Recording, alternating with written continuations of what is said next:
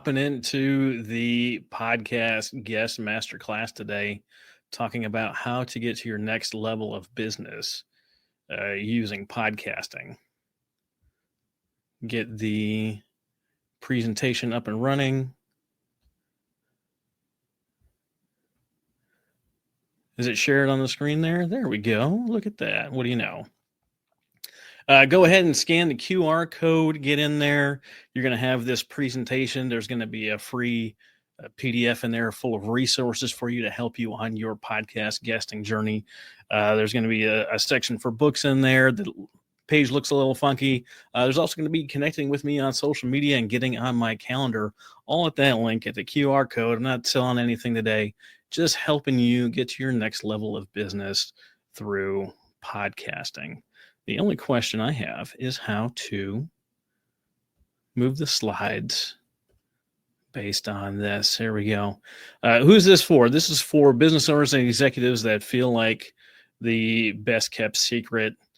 This is for entrepreneurs that are trying to become industry thought leaders, experts trying to level up their business. And then you got speakers, authors, coaches, people who want to change the world by sharing their story. Who am I? Podcast Titan Media Group. I've got a couple of shows, Titan Evolution Podcast and the Nonprofit Architect Podcast, both in the top 5 globally. That's me with a Guinness World Record. I'll tell you about that later if you're interested. But we're the only professional podcasters that have a college accredited course. It's in 3 universities. Authored the Podcast Titan book series. Says I'm a retired Mustang, did 11 years enlisted, 11 years commissioned, and just love having a lot of fun on events like this. So if you get a chance to hang out with me in Vegas or Atlanta, please do so. Look forward to meeting you all in person. And I see so many people here today that I've got to hang out with. It's just been a lot of fun. So the fact of the matter is there's no faster, cheaper, easier way to get in front of your ideal audience.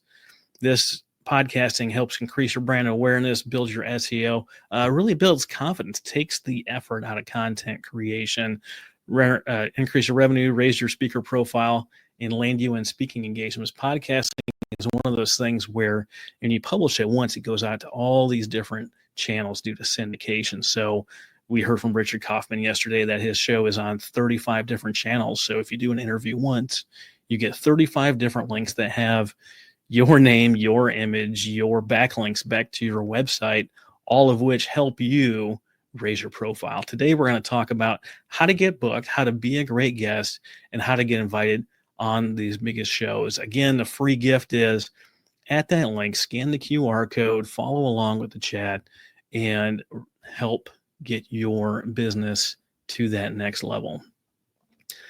The thing that's going to make a difference in the pitch is your podcast one sheet. I've received dozens and dozens and dozens of pitches each and every week, and they all have either just text, which is not fun. They have a podcast one sheet, or they have a full media kit. The podcast one sheet is probably the best place to start. Things you want to include are your bio, suggested topics, contact information is an absolute must, and a call to action.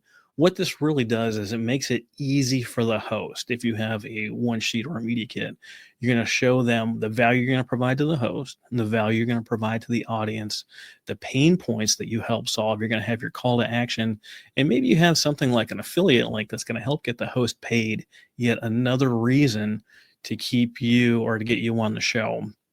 We're going to hop into kind of a lengthy email pitch, and I'm not going to go over all the details with you, but I want to talk about the different elements here. This is probably the best pitch that I've received trying to get on my show. We didn't end up doing the interview because we were not a fit together, but let's talk about some of this stuff here, right? They have my name on there. They didn't copy and paste it from some other one and send me the wrong copy. They used my name. They used a relevant, they referenced a relevant show that I've done that I did with Dave Perret. Then it goes into the client, said, "Hey, I'm Bev. We want you to check out Jay Connor today. Here's a little bit about Jay and his background. Here is the practical value that he's going to provide to your audience. He's going to cover relative topics. He's got a proven track record, and we really want to have him on your show." The second half of the email goes to describe the free resources that we're going to get. He's going to give us a free guide that complements the insights shared in today's appearance. You have a little bit more information here, but here's some of the stuff that really makes it easy on the host. You've got a link to his book, a link to his show, his headshot, his one sheet, and his YouTube channel. All of this stuff takes the heavy lifting off of me, the host, to whether to decide that if I want to have him on the show or not. I have to do far less research to make sure I can put together a good episode. Let's hop into his one sheet here so you can see exactly what this might look like. I split this in two because it's just a long page here. We've got his name. He goes by the Private Money Authority. We've got his headshot here. We've got all of his links and his social media contacts. And it goes into a really good format that is fantastic to use, not only on your one sheet, but to use while you're a guest. He has his starting information that he was investing in real estate, that he had to go to banks to get all of the money that he needed. And it goes into the transition where in 2008, when the market crashed all because of banking and the terrible loans they were doing, he lost his source of funding. In order to keep doing what he was doing with real estate investing, he had to learn how to go out and get private money deals. He was successful at this, put together a system, and his first big pitch that he did, he was funded by $250,000 in private money. I don't know about you, but if I could go to some person and get 250 grand to do whatever venture I was doing, I would be pretty interested in doing that. He goes on to say that in just a few short months, he raised $2 million. And now he works 10 hours a week and enjoys 7-figure profits every year. I do have one small criticism on this page, is that all of his links are different. His Facebook link is different than his LinkedIn link, is different than his YouTube link. Consider that when you go out and get your social media handles, that you are getting the same link at every single one of those. On the second half of this one sheet, he goes into things that make it super easy for the host to say yes. He's got a handful of talking points, a handful of discussion topics, and he's got a list of interview questions that helps me, the host, figure out what the heck we're going to talk about. These are also great for figuring out the title of an episode. Putting together your one sheet is an absolute must for getting booked on podcasts. If you don't know what to put on there, you're not sure what it is that you can include about yourself, here's some suggestions to help fill that out for you. Numbers create curiosity. If you look at the bottom one there, it says top 3 pain points keeping your ideal clients up at night. That is a attention-grabbing headline. You want to make sure that your topics are written in the positive. The example is podcast guesting is the fastest, cheapest, easiest way to increase your brand awareness, generate warm leads, and land more clients. If you're not sure, if you're having a hard time figuring out what it is that you're going to have a topic on, go to your website, look at the different sections, take a look at your book. If you've written a book, look at the different chapters of your book and go out to your clients and their testimonials. What made a big impact for them? Those can be your sample topics and questions. Now, when you actually get booked and you get into the interview, these are some tips to help you be good at what it is that you're doing as a guest. You really want to be edutaining. That's educational and entertaining. You want to be relevant to today's market. You want to be energetic, enthusiastic. You want to provide real value like we're doing here today. And then you want to be able to tell engaging stories. Now, I've got the little Batman symbol there, and you can see how his story fits into our framework here. He's got that origin story where his parents were killed outside of the opera. He's got his vision of a crime-free Gotham, and he's got his mission. What he does every night is he gets dressed up, goes out and fights crime in one of the most badass ways possible, right? Badass ways possible. If your origin story, your vision, and your mission are in alignment, it's very easy for people to understand who you are, what you do, and whether or not they're going to work with you. When we talk about these engaging stories, especially like your origin story, this is something that doesn't happen when you're doing a sales process, right? You're not getting the time to actually sit down and chat with people. You're not getting that time to share your story.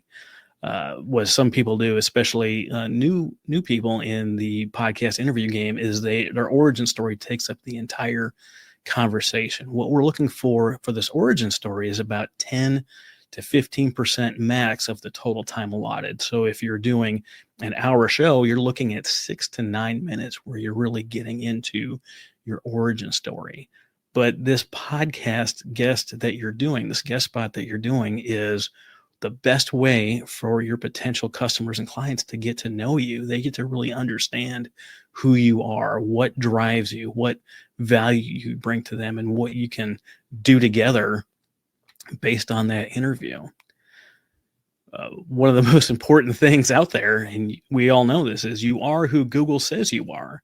So the question is, take a second here, Google your name or Google your business, and let me know in the comments, like, who does Google say you are? Are you dominating that first page of Google? Are you out there? Is your business well known in your area?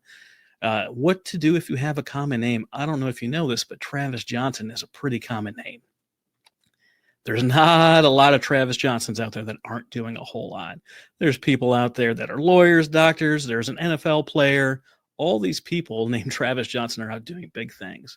And people always ask me, well, why don't you just use your middle name? Well, my middle name is Dwayne. Do we know anyone important named Dwayne Johnson? Right? Googling and using my name for SEO purposes just does not work. But if you Google Nonprofit Architect Podcast, you're going to notice that I am the first 4 pages of Google. I didn't pay for SEO. I didn't do a lot of marketing. I simply posted every podcast episode that I did as a blog post on my website. I dominate all of the images. I dominate all of the videos, and not because I'm special. It's because I leveraged podcasting as a tool to help grow my business and my reach. So we figured out how to get booked. We figured out what you're going to say while you're going to get booked. But how do you get booked on those big shows? Daniel Priestley, the CEO of Dent Global, used this framework to get up to the biggest shows, including Diary of a CEO. He went out with his one sheet and a short, simple email pitch, and he started at the bottom, and he did 5 to 10 interviews at each of these levels in order to move up to the next level. Shows like the Joe Rogan podcast, Diary of a CEO, and Entrepreneurs on Fire, they have teams that go out and look for people to bring on their show. Now, if you're starting off in the game and you're not already an international business and brand, you're going to have a hard time getting on these shows if you try to go straight to the top. But using the podcast pyramid, which everyone can do, is do those 5 to 10 interviews, use those best clips, those best interviews to help you move up the ladder. Start on the shows that you already know. We've got 10 podcast hosts that are presenting at this conference. Guys like Richard Kaufman, Jennifer Garrett, Otis McGregor, Janae Sergio, Daniel Faust, John Krotek, Annette Wittenberger, Nick Valentine, Danny Mayberry, and me all host podcasts where you can be a guest on the show and help get you some of this world-class experience here. Now, the green room is the part of the interview that is before you actually go on to the show. This is your chance to talk to the host and ask them a couple questions. You're going to find out, why did they start their podcast? You're going to ask about themselves and their business and what they're trying to do and accomplish. And lastly, you're going to ask about the audience and their pain points.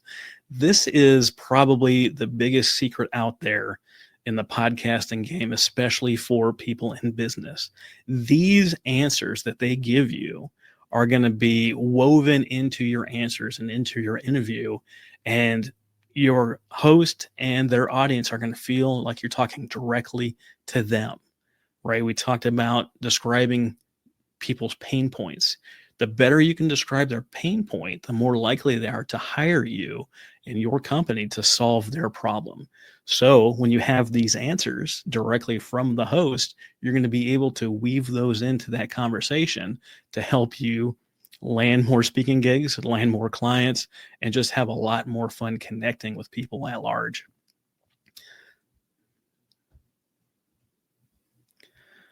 But you might say to yourself, like, Travis, look, I've done a handful of interviews and they just weren't fruitful. And I get it, right? And I can understand why stuff like that happens. But here's the deal. Are you using that interview to its full practicality and all of the benefit? Are you using tools like Canva, CapCut, Repurpose.io, TikTok, all of these things to help build all the content you need on social media, your email newsletters, your text messages. Are you getting a transcript and turning it into a blog post or a LinkedIn newsletter? Are you writing something on Medium? Are you using things like Twitch and Discord, things where people congregate, that they do? Oh, hey, Batman, what's up, Bruce? People that are already in these places, where are they? How are you going to find them? Where are you going to use them? And are you going to have to create the stuff that you put out there? Now, if you do an interview and you make 5 clips from every episode and you do an episode a week, you now have 5 pieces of social media content that you didn't have to create, that you didn't have to come up with, that you didn't have to pull out of thin air. You're going to be able to use this stuff to help build your business. And it's a lot easier to do that when you have a casual conversation with someone and they're doing all the work. They're asking all the questions, and all you have to do is be honest and straightforward and truthful. I'm the co-founder of the Veteran Podcast Awards and the Veteran Podcast Network, which we've now transitioned both of those into Parade Deck. But we use tools on here that a lot of people don't know about, like IFTTT, which is if this, then that, and Zapier. Every time someone of the 75 shows on my network published an episode, the back end there posted it on the Facebook group, where I didn't have to go pull all those shows myself to publish them directly to keep the social media channel rolling. I used tools like Zapier, IFTTT, and repurpose.io to publish that on all my channels, so I didn't personally have to do that work.